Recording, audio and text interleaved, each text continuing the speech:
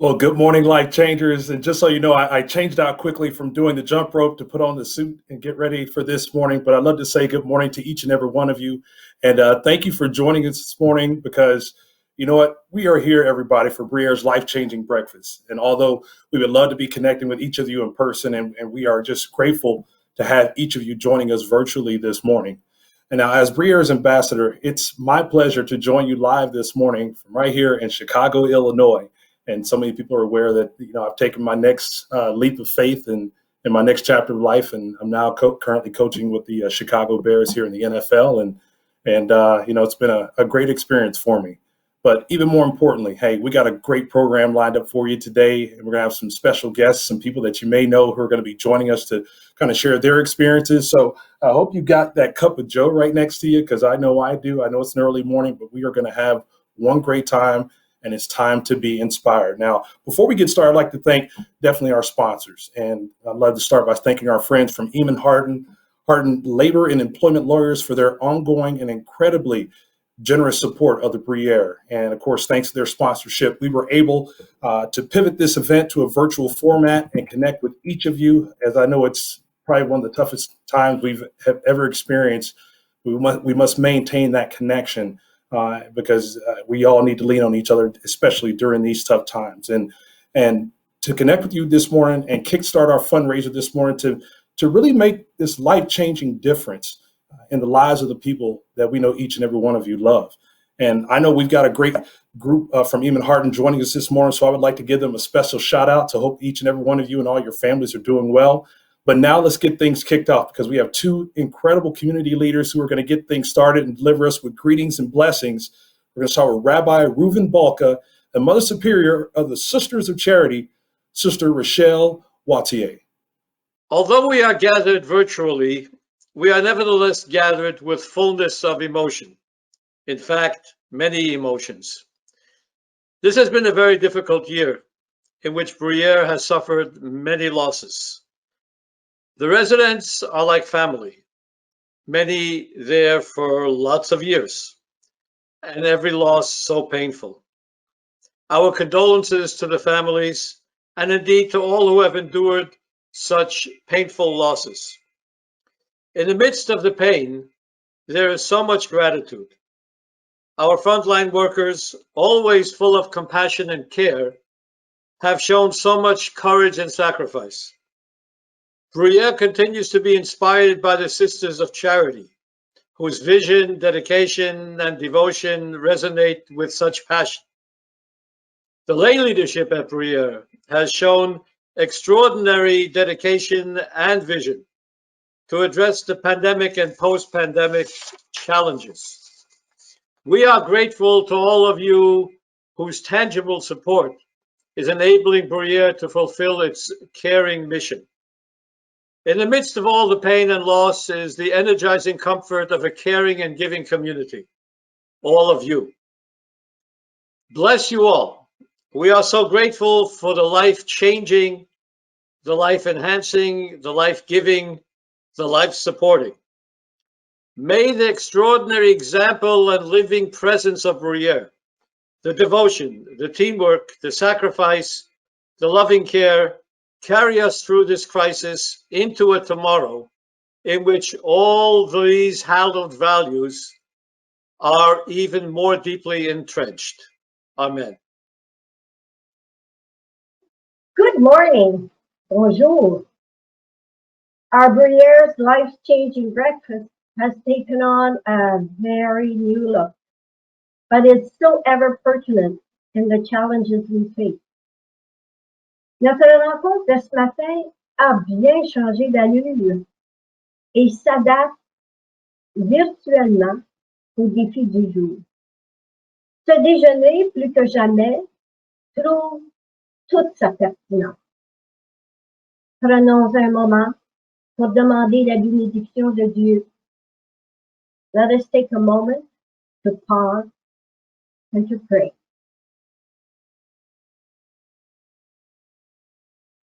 Gracious Lord, we gather here this morning virtually, but yet always so grateful for the gift of Bruyere to our Ottawa community. Bruyere has always shown your presence of compassion and love. Il y a 175 ans, la jeune Élisabeth Bruyere était sur tous les fronts pour combattre non pas un coronavirus, mais le typhus, et soulager les souffrances des malades avec une charité et un empressement plein de compassion. Aujourd'hui, Bruyere a pris la relève et le fait de façon magistrale. Eternal Father, we are mindful that you call us also to be a healing presence for those we serve and for those who surround us. In these trying times, show us the way to be there for one another. We ask you to strengthen those who make Bruyere possible. May Bruyere always be faithful to the legacy of charism as they provide compassionate, dignified, professional care to all those they serve. Père, nous voulons te remercier pour toutes les personnes qui, par leurs efforts, leur travail sur le terrain et par leur leadership, font de cette institution un endroit où la compassion est loi et où l'amour est distribué à volonté. Generous Creator, we thank you for the gifts you have bestowed upon this gathering. We ask you to bless the food we are about to receive. We humbly ask you to keep in mind all those who will go without food this day. May you keep safe and healthy all those who are participating in this virtual Bruyere's life-changing breakfast. We ask all this through the intercession of Mother Elizabeth Bruyere, who, trusting in divine providence, always opened her heart to all and to the needs of others. Veille, Seigneur, sur cette institution qui est née de toi. Amen. Well, thank you both for that inspiration this morning. And Rabbi Balka, I just have to say, you're such a great community leader, and we are beyond grateful for your ongoing support of Bruyere. And the sisters, they just continue to leave a strong, lasting legacy in Ottawa and certainly across our great country of Canada. And we are just, I can't just stress how grateful we are that you both could join us this morning. Now, but also, this morning wouldn't be possible without the incredible support of our community. Now, leading the charge are our life-changing breakfast co-chairs, Daniel Fernandez and Mark White. I'm Danny Fernandez. Just to introduce myself, I am the chairman of the Bruyere Foundation Board of Directors. I am grateful for co-chairing this Bruyere breakfast with my fellow director, Mark White, who you will soon hear from. The Bruyere breakfast is important to me because it was where I first came really into acknowledging the Bruyere. Like many of you, I was asked to be a table captain, and although I didn't know a lot about Bruyere, I wanted to take on the challenge. What I knew about Bruyere is that it was an expert in palliative care and had a lot of rehab, but outside of that, I did not understand the expertise and work that is being done behind the scenes and how they impact each and every aspect of our healthcare system. After COVID-19 shook the world, it became a pivotal time for Bruyere. There was truly a need for a change to our healthcare, and it was accentuated and certainly amplified by the pandemic. That's why we're here, and that's why we continue to need the sources of funds that you hopefully will give, as well as people that you know. We need the money in order to research. We need the money to innovate. We need the money to improve the healthcare system for both us in our stage, my stage, our children's stage, our parents' stage, our grandparents' stage. We need this healthcare system to work, and the pandemic has clearly made that a very important aspect of life. Today, you will find great stories, great presentations of the work that we're doing behind the scenes, stories and presentations that I know will inspire you and make you understand that Bruyere is a key component to our system. We're inspired by community builders and innovators like yourselves, always contributing to the community, always being there in a time of need, and today is no different. So I want to thank you for being here this morning. I want to thank you for contributing to this great cause, and I hope that these stories and presentations will move you like they continue to move me throughout my daily life in presenting Bruyere as what I know it is. So again, remember our hashtag, Be Moved. Thank you very much for being here. Enjoy the breakfast and be safe. Good morning, everyone, and thank you very much for coming to Bruyere's life-changing breakfast this morning. I'm Mark White. I'm a director on the foundation board and co-chair of this year's breakfast with Danny Fernandez. I'm proud to be here. I decided to get involved with Bruyere and ultimately join the board of directors for two reasons. And the first reason is primarily because I saw a great need. And what I mean by that is my sense was that the perception in the community of Bruyere was that they are a bit of an underdog. And in fact, I shared the perception. I thought Bruyere was all about palliative care. That's where you go to die. That's what I thought. And the more I got involved, the more I realized just how wrong I was. The second reason that I've chosen to become involved with Bruyere, I'll tell by way of a joke. It goes something like this. Guy walks into his doctor. Doctor says to him, I've got good news and bad news. He says, which do you want first? Guy thinks about it for a second and says, why don't you give me the bad news first? Doctor says to him, you've got cancer. And he's devastated. And he says, well, what's the good news? He says, you've also got Alzheimer's. Go home, forget about it. This joke, the reason I tell it is that it really came home to roost in my family when in late February of 2018, I was diagnosed with cancer. 2 weeks later, my wife, Crystal, was diagnosed with early onset dementia and Alzheimer's. Today, I couldn't be more thrilled to say that I am completely cancer-free. And I couldn't be more devastated to say that the same is not true of Crystal. So we tell that joke differently in our house today. The good news is that you've got cancer and it's treatable. The bad news is that you've got Alzheimer's and it's not. In closing, I would just want to share our family's story and what Bruyere means to us, because I would never have thought that Bruyere would play such a central role in our lives, and such is the way when you're not exposed to it on an ongoing basis. And I can tell you that when you need them, you will be very thankful that they are there.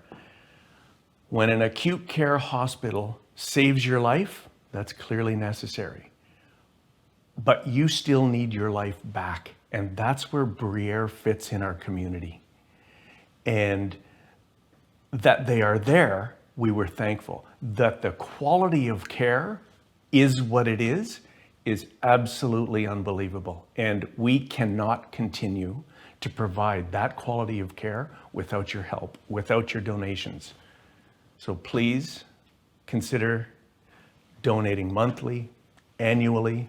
A major gift, whatever you can do, is appreciated. Daniel, Mark, thank you both so much. And Mark, thank you so much for you and your wife for sharing that story with us. We continue to lift you up in prayer, and hopefully things will continue to improve. And once again, I mean, we thank you so much. And it just shows how much of a central, when it talks about Bruyere and just the role that they play to us, I mean, they are there for us when we need them. I'd like to thank you both so much for your leadership. And I know many of you tuning in this morning have been recruited by these incredible community leaders who are tirelessly working to help build Bruyere's profile in the community. And we thank both of you for your passion and commitment to our patients, residents, and their families. Now, there are also many of you that have joined us this morning after seeing that the new Davidson Hearing Aid Centers commercials on CTV. And we'd like to thank them for becoming a life-changing partner this year and lending us their incredible audience. This is just the beginning of a really great partnership and relationship that we look forward to continuing to build into the future. And joining us next, we have another great community leader that you might know who's going to share his message of support. Hi, I'm Jim Watson, Mayor of the City of Ottawa, and it's my pleasure to welcome everyone who is virtually joining the Bruyere Life-Changing Breakfast this year. Bruyere has long been a pillar in the community, providing critical long-term care and supporting seniors and vulnerable populations. Despite not being able to meet in person, Bruyere is hosting its fundraiser online to help support their meaningful and transformative work for healthcare research and patient care. Please help support Bruyere, patients, their families, and our community through this vital breakfast fundraiser. There is certainly a great program in place for this breakfast, and I hope that all of you will be moved by Bruyere's plans to improve healthcare in Ottawa. In closing, I'd like to sincerely thank all of the healthcare workers at Bruyere who have been working hard to keep residents safe and healthy during the COVID-19 pandemic. Keep up the great work, stay healthy and stay safe. Thank you. Merci beaucoup.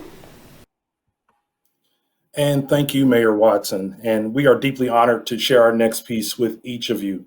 Now, given Sunday's sad news, we weren't sure if we should move forward with this, including this in today's program, but we knew that in our hearts that he would want us to show this. And in March of 2019, for those who know, Alex Trebek announced to the world that he had pancreatic cancer. Now, since the announcement, he has undergone treatments while continuing to host Jeopardy! Now, he's continued to inspire millions with his upbeat and candid messages about his health. But sadly, as we all know, he lost his battle on Sunday. And often he said, I don't think life would be as rewarding if I weren't helping my fellow man out whenever I get the chance. And even in his final days, he was continuing to do so. And this message was filmed the last week of October, coinciding with his last Jeopardy! Episode tapings. Here's what he had to share with us. Good morning, Ottawa. Bonjour, mesdames et messieurs. I hope you are all coping well during this extraordinary time. And I'd like to take a moment right now to thank all of you for your well wishes and your encouraging words of support. All I can say is I'm hanging in, hanging on. But today, this is about Bruyere. Moments of humanity and gratitude are shining through the cracks of the pandemic, and I'd like to thank our frontline workers for the incredible sacrifices and commitments to outstanding patient care that you make each and every day.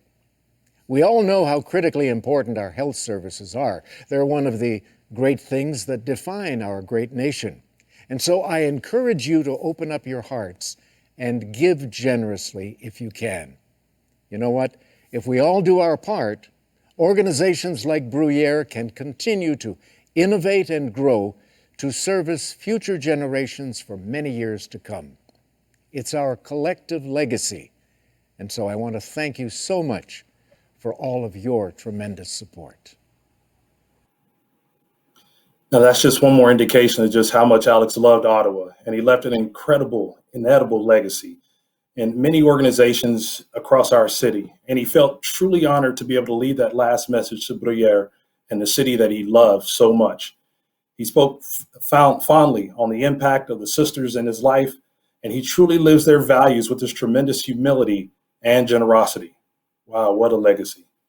Now, let us turn now to the Cairns family for a story of compassion, determination, and strength.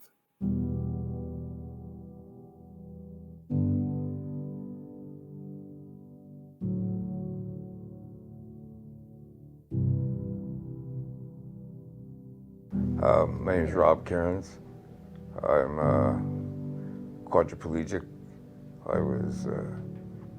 It'll be 13 years in December that I broke my neck.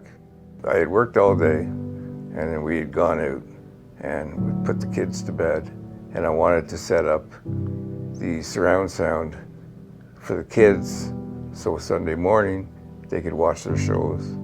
And I was just doing this, and I'm gonna go set it up. And then I was by myself and walking through the dark room, stubbed my toe, head first into the entertainment unit, and that was the last steps I took. I went through PTSD, I went through treatment for it, the emotional toll of ending up in a wheelchair at the age of 37 with 2 kids, wondering how and what you're going to do with the rest of your life is a huge toll for somebody to carry, when the only thing that I was trying to think of was, how am I going to be part of my kids' life in this wheelchair?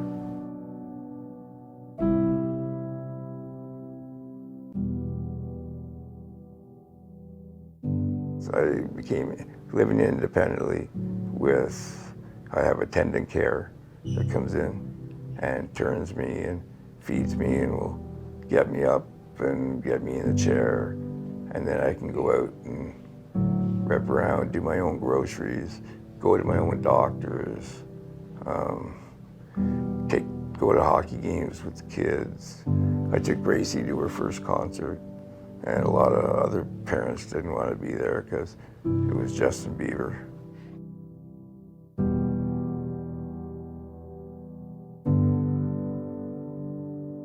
I was having a hard time breathing, and they convinced me to just go to the Queensway.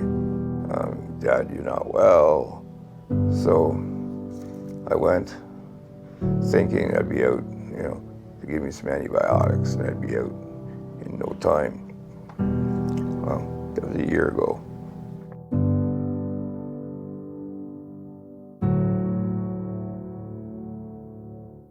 So Bruyere is the only subacute hospital in the region. It's the largest subacute center in the province. We have a specialized program of caring for patients with long-term ventilation needs. With the advent of COVID, Bruyere saw this as an opportunity to support our acute care partners to ensure they had the necessary beds in their intensive care units to support COVID patients. Robert was one of those patients who was admitted to the new capacity in April. We anticipated that Robert would be with us at St. Vincent's for his remaining days.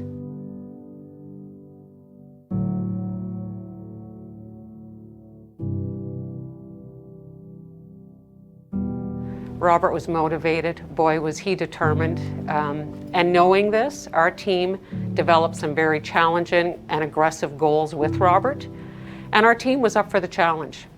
So I started getting stronger and stronger with the RT, with the physiotherapy. And then I just said, I want off this thing now. So Juliana, who you can tell is a mother because she was going very slow, and she would take me off for 15 minutes and she'd stay there and then cap it, put it back on. So then in one day it was an hour off the vent. The next day was 2 hours, and then 3 hours. And they were amazed at 3 hours. Why, what's the big deal? And they said, we've never done this. We've never brought somebody that was as sick as you back up to the level you are and taken them off the trach completely. When they said I was going to the Bruyere, I was totally against it, because to me it was a long-term care. People didn't get out, and when you came here, to me it was a place that you came to die. You checked in and you didn't check out. It was a place for old people, and I wasn't there yet. I now have a different scenario or different thought of of St. Vincent's due to the fact of what I've been through here. With the work that the speech therapy physio and the respiratory therapists have all completed, that my discharge date is the 24th of this month, and this is Friday, so I will be getting it out Monday.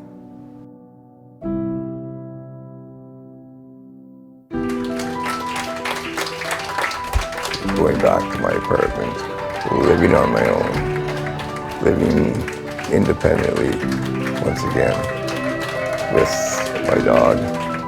There is a light at the end of the tunnel.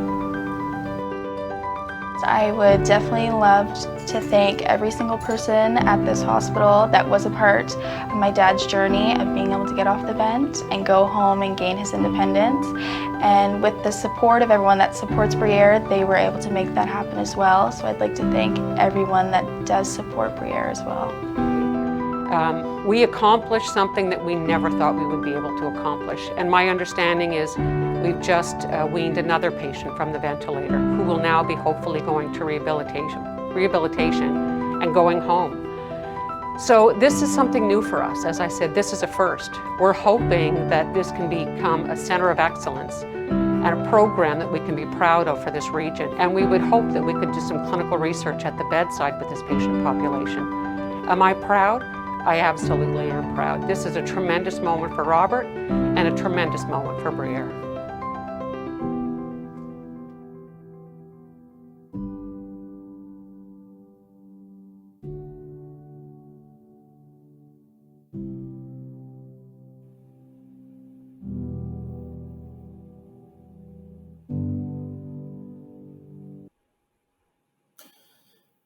Wow, that was such a great story to share with Robert and his family, to see him go through the ups and the downs, but then the Bruyere, they were right there with open arms, waiting endlessly, tirelessly, with all the resources that they had available that a lot of people in Ottawa still don't understand, that they have the crown jewel right there. And again, you hear about palliative care and all the different things that Bruyere offers, but when you hear about and experience the rehabilitation that takes place, it's all about giving you life, giving you the things back that you've known, and more importantly, getting you back to your family.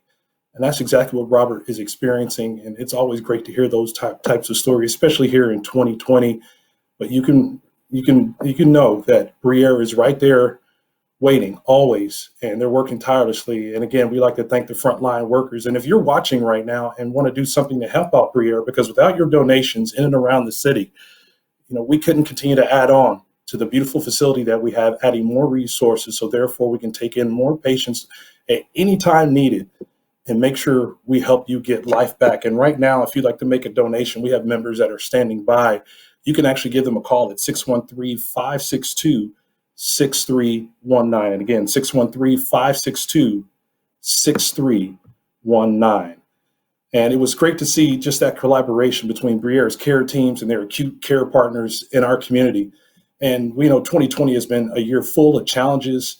And that story from Rob, I mean, it's just one of the great examples of how Bruyere is innovating to make changes in our healthcare system that are continuing to move us forward. But next, we have a very special guest as we welcome Juno Award winner and Canadian Walk of Fame recipient, Jann Arden, with a special message. Hello, Bruyere Foundation, Ottawa. It's Jann Arden here. First of all, I want to thank you all so much for everything that you do. Anyone that knows me knows that I had a long relationship with Alzheimer's. Both my parents suffered from dementia and Alzheimer's and passed away from that disease. And I know how difficult it is. I know how much shame comes with memory loss for everyone, because you're ashamed that your loved ones are changing and forgetting, and you feel embarrassed in front of other people. Like, there's so much shame and embarrassment attached to Alzheimer's. There's so much hopelessness. There's so much confusion, frustration, helplessness. And because the Bruyere Foundation is working to end the stigma of Alzheimer's, but you're also working on memory research and clinical patient care, like you're doing all the things that all of us out here need to know. We need to know there's someone fighting on our behalf. So thank you for that. This message today is just for your campaign breakfast. And I'm so glad that you're able to, do things that gather people together to have a common goal and to make a difference in people's lives. Conservatively, there are 750,000 people in Canada that have someone suffering from memory loss, and that's a conservative estimate. They think it could be much more because there is a lot of shame and a lot of embarrassment and a lot of secrecy with memory loss, that a lot of people don't report it. They don't tell their family doctors. They keep it to themselves. They keep it within the family. So you can imagine, we really don't know. Anyway, from the bottom of my heart, Bruyere Foundation Ottawa, I thank you so much for doing what you're doing. I wish you the best of luck. And we will get there. We will find a treatment for Alzheimer's. We will figure out how to give people better lives and to give the caregivers a breath of hope. So Wow, such an impactful story. And if you want to learn more about the Bruyere, make sure you head over to the website. You can donate, you can read different stories, different accounts, and also give back to the continuing development of one of the great places in our city. And if you haven't been to the Bruyere, just take an opportunity to learn more about it, because trust me, it'll truly touch you. Now, of course, as me being a quarterback and playing for your Ottawa Red Blacks, I've always had a pleasure whenever I've met this next gentleman. And I'd like to actually hand the football over to Bruyere's quarterback and its president and CEO, Guy Chartrand. Guy, how are you this morning? I'm actually going to throw you a ball. You ready? Let's go. All right, here we go. Right. Got it. There we go. Henry, it is such a pleasure to see you once again. We are very, very sad, obviously, that you have left our great capital city, but we are so proud of you. One of our best Canadian quarterbacks has an opportunity to teach the NFL how to really play football. So we're very, very thrilled for you and your family, and just so happy that you are providing us with your time in having breakfast with us this morning. By the way, how was your breakfast? It's all coffee. There you go.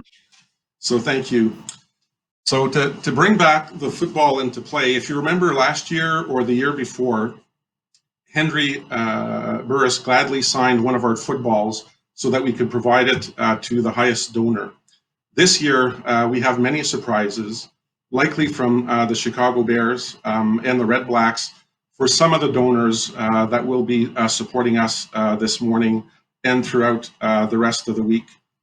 So Henry, thank you once again for providing your signature on the football, and for the gifts, obviously, from Chicago and the Red Blacks. So to kick things off, I would like to welcome all of you who are part of this session with us this morning. It is unprecedented times, and it kind of feels weird in a way to be in this virtual world. But as you can see with the technology, even Mr. Henry Burris has the greatest arm of all times and was able to take a football and toss it from Chicago all the way to my hands for a touchdown in Ottawa. So just goes to show you the greatness of the technology. As you know, Bruyere and all healthcare providers have been going through many, many challenges. Bruyere is faced with the challenge of its lifetime, obviously, not simply because of the demographics and the complexity of care that Bruyere continues to have to deal with, but obviously with the pandemic.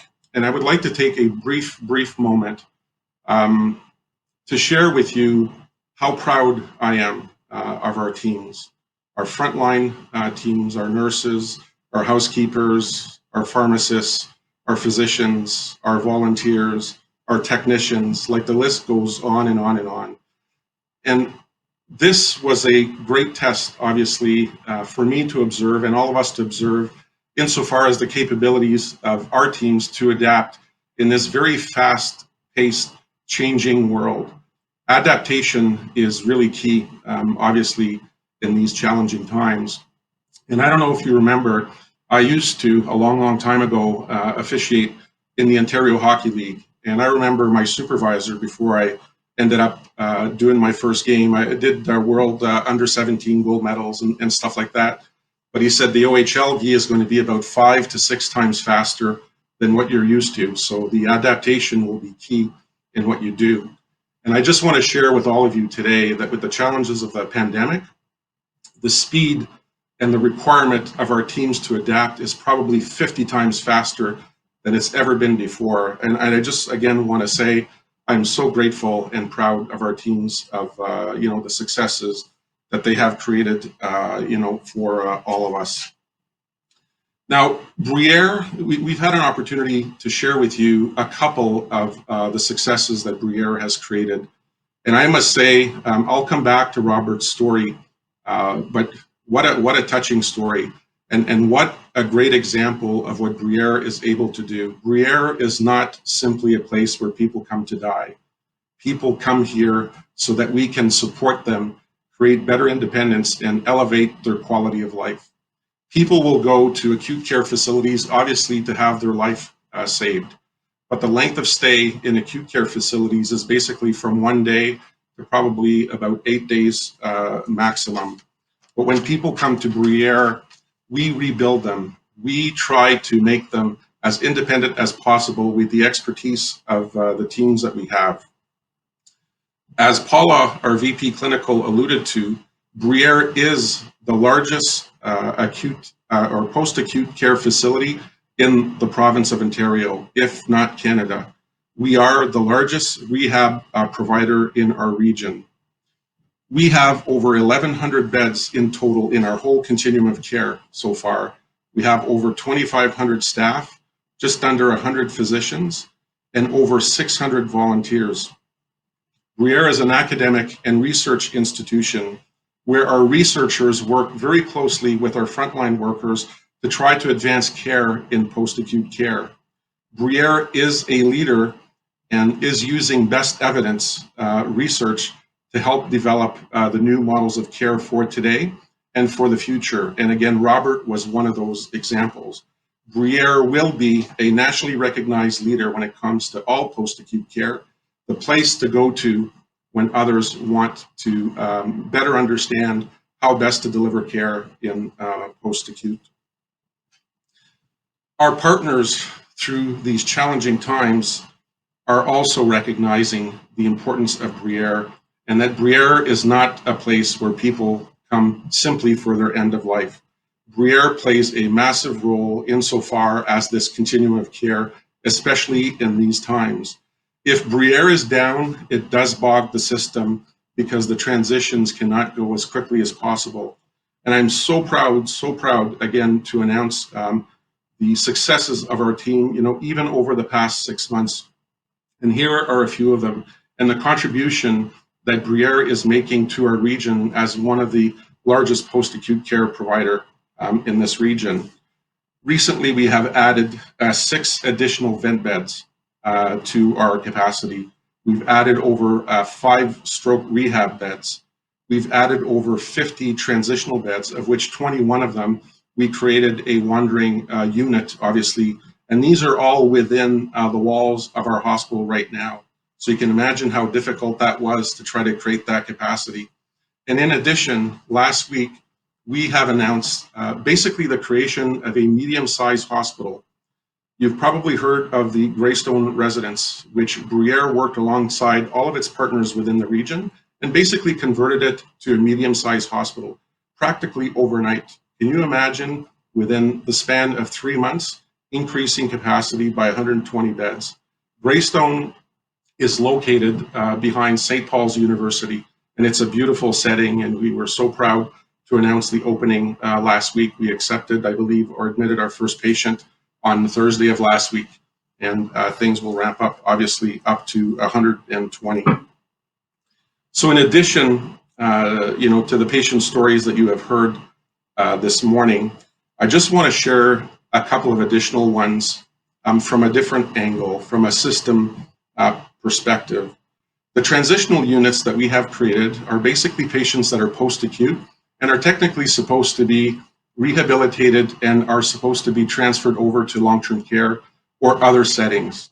But I'm so proud to announce that lately our success rate with our transitional beds has been to the tune of about 24%, which means that 24% of the people that were supposed to go into another institution ended up going home, which reemphasizes the important role, that Bruyere plays insofar as the bridge to home as a post-acute care facility. Think of the added quality of life that this brings to the patients and the individuals that our teams were able to work with alongside them and their families and to bring them home instead of another institutions. People don't want to be in a hospital and people don't want to be into a long-term care facility. And I think with the continued success at Bruyere, people are realizing the true important role that Bruyere plays in that. And to go back to Robert's story, very, very touching because this is very personal, as you can see, and it can happen to anyone. Since Robert, I'm happy to announce that we were successful in weaning off another patient off a ventilator. This patient, I believe, was in an acute care facility for over a year and a half, and everyone thought that the person would be on a ventilator for the rest of their life. So again, with the consistent focus, desire, passion of our teams, supported by best evidence research, we were able to transition another patient off a ventilator and to bring them home. Now, if that is not success, I don't know what is. And this, which is kind of part of the point of where we are going, the process of modernizing, obviously, the equipment and the facilities that our teams are working in. Bruyere has the oldest facility in this province at this moment. So the point that I would like to make and to build upon the great successes that we have shared with you, and there are many, many more, is just imagine if we were able to provide a state-of-the-art, modernized facility with the best equipment possible, what they could do. We just gave you a quick example of what was possible in really, the oldest setting possible. Imagine if together we were able to create the best conditions possible, not just for our teams to continue to do their great work, but this would be very much more respectful for the patients that do cross our doors. The setting that people are rehabilitating in does make a difference. As you all know, the better conditions that you have, the best support that you have, the more sophisticated and experienced people that you have around you will obviously elevate your probability of overall success by giving you back the quality of life and obviously creating as much independence as we can as possible. So today, with the support of our hospital board of directors, I am so pleased to announce that we have finally kicked off and begun our journey with regards to creating the hospital of the future. If you remember last year during our breakfast, life-changing breakfast, we introduced to you via a video a robot called Pepper, just to kind of provide some form of a signal as to the importance of the modernization process that Bruyere is now going through. Well, now the process has formally started. The committee has been formed. We have already had our first inaugural meeting to move forward. In addition to this, even when Dr. Kitts was president and CEO of the Ottawa Hospital, and now Cameron Love, I want to reassure our community that we are working very tightly and closely closer to the Ottawa Hospital with regards to their redevelopment and other acute care partners. To me, it does not make sense to build, the acute care facility of the future without considering the required capacity of post-acute. So we are trying to move both projects together alongside one another so that hopefully within 5 or 10 years from now, Ottawa, the capital city, this great region will have the most modernized healthcare service providers in the province.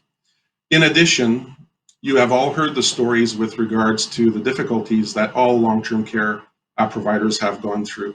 And I don't want to dwell and get into that, but again, it's about us as leaders trying to create the best conditions possible so that people can be successful in supporting their patients and residents. And I'm happy to announce that Bruyere has been in discussions, very close discussions, with the Ministry of Health and Long-Term Care in leading the new long-term living spaces that will need to be created into the future. We have already submitted a 244-unit project. We will call it a Village 2.0 in the West, and we are also working for another 244 beds, Village 3.0 in the core of the city. So please stay tuned on that front. And again, with the support of our outstanding teams here at Bruyere and our research department, we will be working towards advancing care and creating those delivery model of cares that will be necessary, not just for today, but for the future. So this is your organization. We are very, very privileged to have this great opportunity to support you and to provide you the services that you require. In 20 years from now, or more or less, many of us will need the Bruyere of the future. And it needs to be there to continue to support our population for today and that of the future. It is a privilege for me to have this great opportunity to speak with you this morning. I truly look forward to building the future alongside each and every one of you.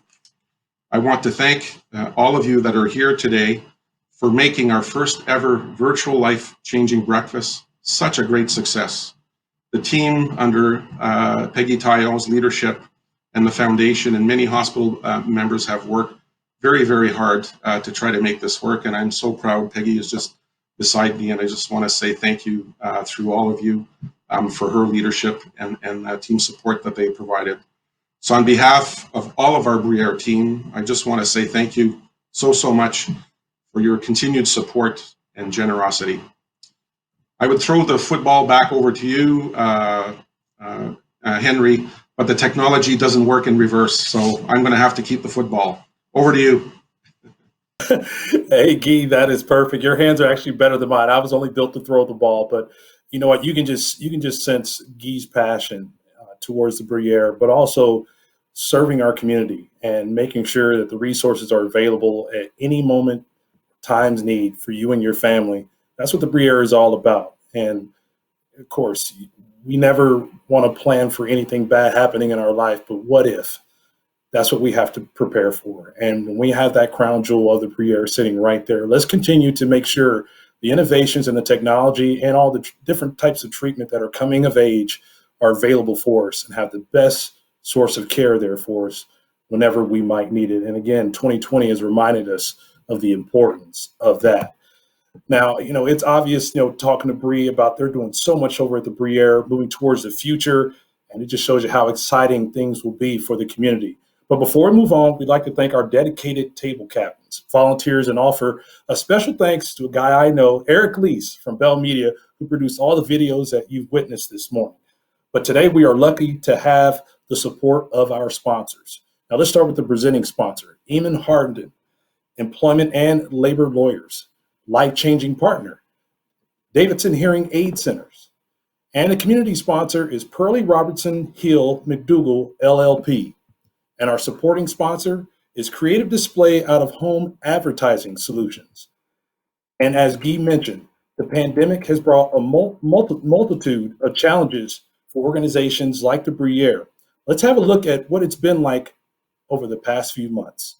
Bruyere is a special place, not only because of its 175-year history, or our historical buildings, or even the comprehensive continuum of care it provides. It's special because of the people who provide the care within those buildings and within those programs.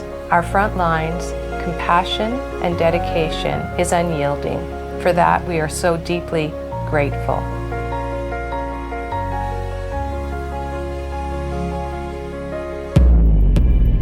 Good evening. We have a lot of major developments in the COVID-19 outbreak. The World Health Organization declares the coronavirus outbreak a pandemic. The pandemic is accelerating. Almost every country in the world now has reported cases.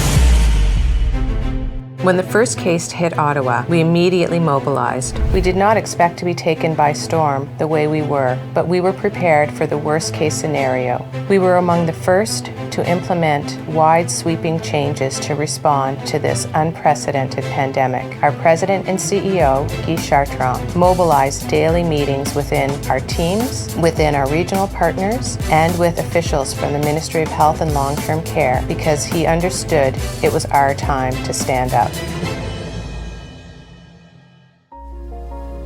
We were one of the first organizations in the region to shut down visitation to protect our vulnerable populations, a decision that was incredibly hard to make because for us, loved ones are part of the circle of care.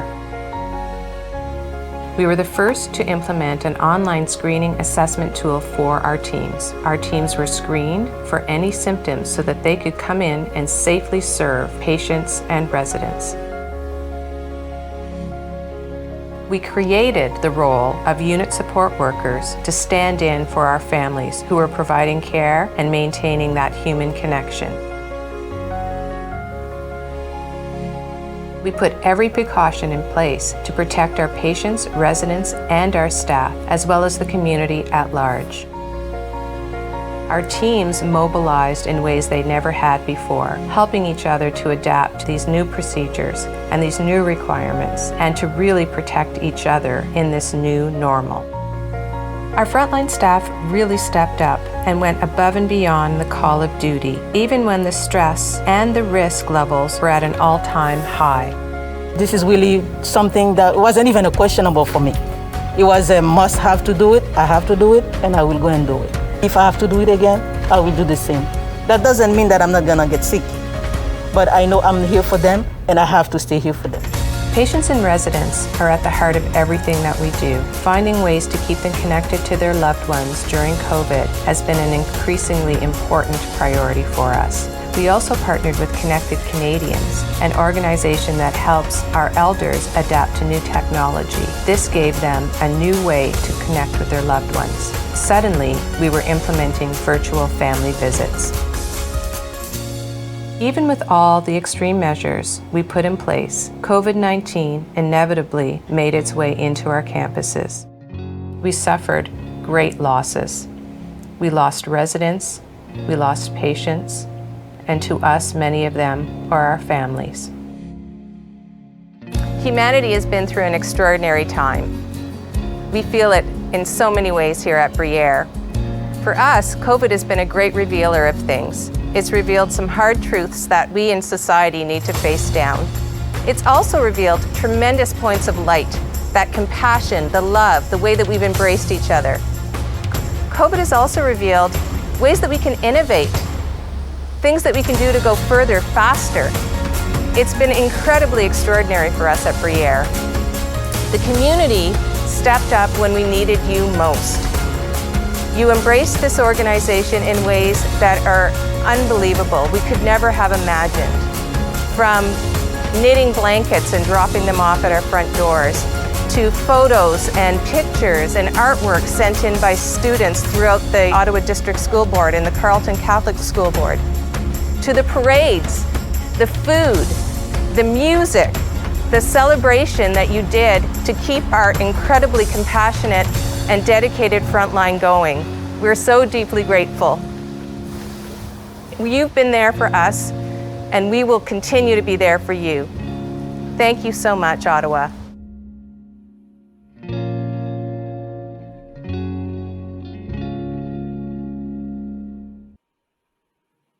Wow, that's so touching. And in this time of need, the number one blessing that we've all received here on earth is the fact that we have each other, and the love and the compassion that the Bruyere continually shows towards the community. It definitely is at an all-time high right now, even through the tough times that might be presented for each and every one of the frontline workers who step in those beautiful facilities to go to work each and every day to provide top-notch care for all the patients and those who are involved. at the Bruyere, the number one thing you can always say is that they are a family. And that's why when everybody comes there, they might have their fears, but once they arrive, they feel like they're right at home. So Peggy, thank you for those beautiful words. It definitely touched me. And I know it touched so many others out there. And also, I want to say thank you to our sponsors, because without you, this wouldn't be possible. We all have our roles to play. And it's great to see that a city that we call home, my family and I, Ottawa, man, when the times get tough, we step right up and the tough get going. But you've heard so many great patient stories, more about Bruyere's exciting new steps into an innovative future serving our community. And as we have seen, the pandemic has amplified the already important roles that the Bruyere plays in our lives, the lives of our parents, family, friends, and also our neighbors. Now, over the past 3 years, I've had the chance to get to know more, not only about the important programs that the Bruyere offers, but also just the relationship they have with the community. But I've also gotten to know the many faces that make up the Bruyere. And I know you've been able to see a few this morning by the different accounts that they've shared and the stories that they share and the impacts and what the Bruyere has meant to them. But also there are dedicated professionals that are putting the needs of the community first, often making sacrifices within their personal lives to continue to provide exceptional patient care and research that the Bruyere is known for. I'd also like to welcome back Bruyere's president and CEO, Guy Chartrand. What an inspiring morning, Henry. Again, thank you so much for taking the time to work alongside us and making this morning such a special moment. I was just telling Peggy a few moments ago, just, viewing all that we were able to present to you, in this short, 1 hour setting will be very, very inspiring and moving. And I know that our staff will be grateful for your continued support. It is truly humbling for us to take some time to profile the compassion, dedication, and innovation spirits that permeates Bruyere. We all feel so privileged to serve this great community. We ask for your support often, and each time you respond so generously. Henry, as always, we feel so fortunate to have you as our ambassador. Your support means the world to all of us here. Ottawa, thank you so much for your ongoing support, and we look forward in continuing to work alongside each and every one of you in building the great future that's ahead for Bruyere. Thank you. We'll get through it all, through all the different accounts that we heard this morning, and each and every time you've spoken to us this morning, we can definitely hear the pain, the joy, the excitement, the passion and compassion towards the future with the Bruyere. And we need your support to continue that vision and make that vision a reality at the Bruyere, but also make it a reality for yourself in the future. And just as Guy mentioned earlier when he was speaking, that we all don't plan on it, but at some point we will need the Bruyere. Not only for you, but what about for your neighbors, for your friends, for people you know who are dealing with different medical issues, no matter what it might be. The Bruyere is a place where you might think, yeah, it's all about long-term care and you don't want to go somewhere and stay forever. But as Guy mentioned, with 24% of people coming in, they did not have to go to another facility. They were able to get them back into their lives, back into their families. And that's just only one fraction of what the Bruyere is doing. So you can only add that up. But like I said, go to their website, learn more about it, because not only this morning are we focusing on the great work, but day after day, especially during this pandemic, they're continuing to do nothing but great work for our community. And I just want to say that most of you who are familiar with the Bruyere, hopefully after meeting the Cairns family and just hearing their story and also the impacts of the pandemic, the impressive work done by the frontline workers at the Bruyere, hopefully you have a deeper understanding of what takes place there daily, but also you can scope out the work and the need.